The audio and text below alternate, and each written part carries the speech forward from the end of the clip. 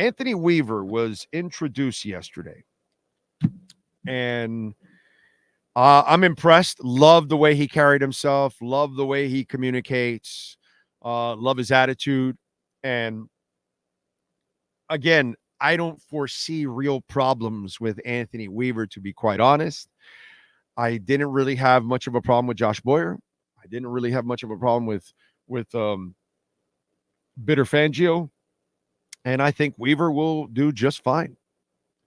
I really do. But there's other factors that I start to look at Anthony Weaver, and other factors could come into play. Okay. One, the obvious.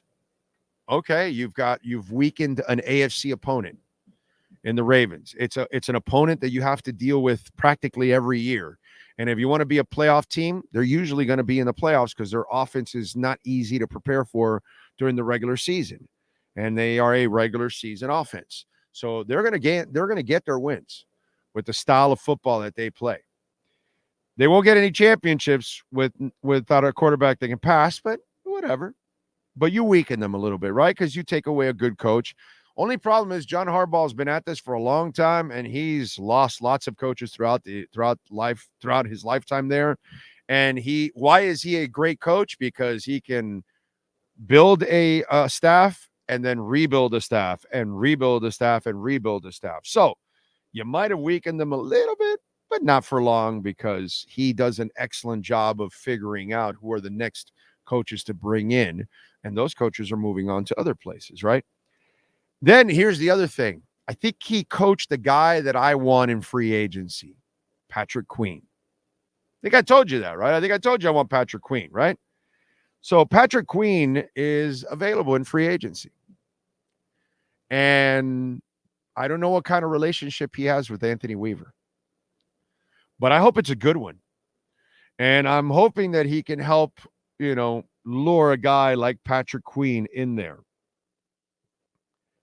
Now, the other thing that I like about him is his communication skills. You need to communicate with these young people nowadays. Us older guys, you just told us shit. You ripped into us. We didn't really ask a lot. We just kind of, these are authorities. We just go by what the teacher says, the principal says, mom says, dad, coach, whatever. We were different. Most of us kind of listened to authority, not perfect, but nowadays it's a whole different ballgame. They question everything. Everything. Okay. And it just gets to a point where it's just a little too much, but whatever. And so you've got to have that kind of patience. And apparently he does. But then the next thing happened along the way that, sometimes things happen that you never expect. And while this might have been Mike McDaniel's idea, I think that as Chris Greer, Marvin Allen, Reggie McKenzie, Tom Garfinkel, and if Stephen Ross can even figure it out himself, he starts looking at Anthony Weaver and he starts saying,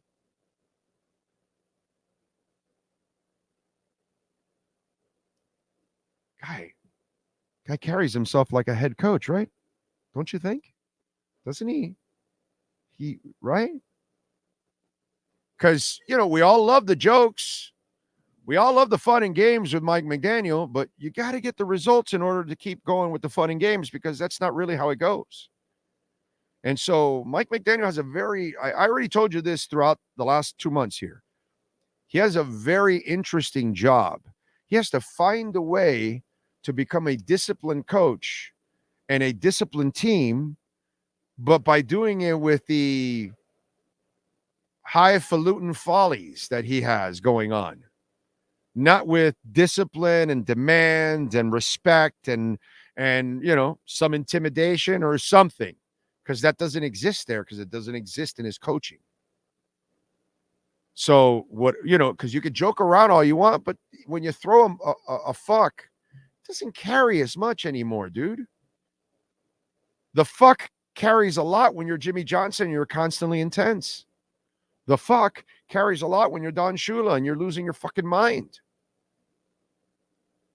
So while this process was going on, I don't know, but just in one press conference, I'm looking at him going, well, that guy carries himself more like a head coach. So if Mike McDaniel can't get the team on the rails, can't get him to play discipline, can't get his offense, because he has the same problem that his buddy Shanahan has. Shanahan goes and fires the defensive coordinator. Oh, by the way, did you know Steve Wilkes on third downs, he had a spy for Purdy because of what happened before when Purdy went crazy? I don't know. Sounds pretty smart to me.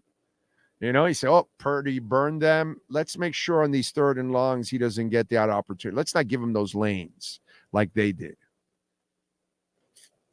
Steve Wilkes is not a bad coach, bro. Steve Wilkes got screwed in Arizona, and he got screwed here in San Francisco. And so this guy, Mike McDaniel, better figure shit out, because I just saw a guy on his staff that if that guy goes in there and starts doing the stuff that he's supposed to do, and he's been around John Harbaugh and all that kind of stuff, and he carries himself like a head coach, okay, you may have just hired your replacement. Right? So I am rooting for Mike McDaniel. I like Mike McDaniel a lot, but I am not going to sit here and tell you Mike McDaniel's perfect. Brother, he is so far from a finished product, it's not even funny. He doesn't know how to call a game. He doesn't know how to handle everything in a game. He doesn't know how to manage a game. He can't win challenges. Okay? And I'm sorry, his team is just as undisciplined as it gets. Now, there's a good chance that if Mike McDaniel fails, everybody's gone. That's probably the reality of it all. Okay? But I'm just saying, the way I saw Anthony Weaver carry himself, he carries himself like a head coach. Okay?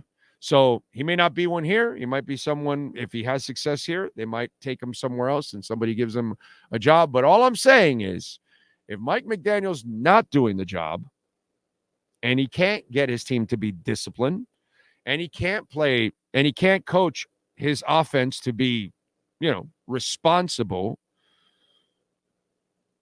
we got issues. We got problems. I'm telling you, we got problems.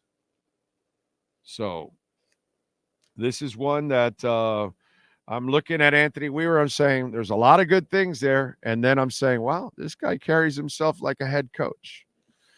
Not that he'll end up one here. Probably not, because if Mike fails, everything's gone. But if everything's kind of close and they think this tweak might be the tweak, crazier things have happened in this world. Okay? So Anthony Weaver could be a lot more than a defensive coordinator. He might be a great recruiting tool for Patrick Queen. He might be a guy that you helped weaken the Ravens just for a little bit for 1 year. Maybe not. And by some crazy ass thing down the line, if this Mike McDaniel experiment does not get better and does not work, you might see a lot more of Anthony Weaver.